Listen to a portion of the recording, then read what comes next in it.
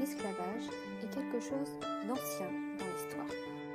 En effet, on retrouve des traces de cet esclavage jusque dans l'Antiquité.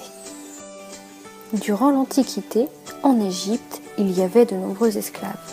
Ceux-ci étaient faits esclaves très souvent après la guerre. Ce sont les ennemis qui deviennent esclaves, mais aussi lorsqu'ils ont commis un crime comme une punition. Plusieurs siècles plus tard, dans la Grèce antique ou la Rome antique, les esclaves sont encore très présents. Une partie importante de la population est constituée d'esclaves. Les esclaves sont devenus esclaves très souvent après avoir perdu la guerre ou en cas de dette trop importante à payer. Ici, on peut voir des esclaves au travail. En Grèce, le plus souvent, les esclaves sont des Grecs issus d'une autre cité qui a perdu la guerre. C'est au 7e siècle de notre ère, avec la conquête arabe, que la traite des Noirs a véritablement été inventée.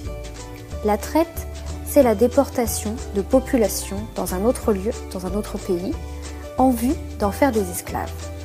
Cette traite est également appelée traite orientale et a eu pour conséquence la déportation de millions d'esclaves noirs.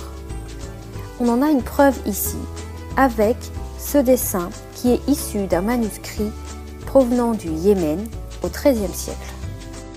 La traite européenne ou atlantique débuta dans les premières décennies du XVe siècle. L'essor des grandes plantations demande une main-d'œuvre nombreuse et docile. En regardant ce graphique, on voit que c'est un phénomène qui évolue à la hausse tout au long du XVIIe siècle pour atteindre son maximum au cours du XVIIIe siècle. C'est à ce moment-là que c'est un phénomène majeur. Des millions d'esclaves sont donc déportés pour aller travailler dans les plantations, comme par exemple ici aux Antilles. Si tu as tout compris, tu peux aller faire le QCM. Sinon, regarde la vidéo une fois encore.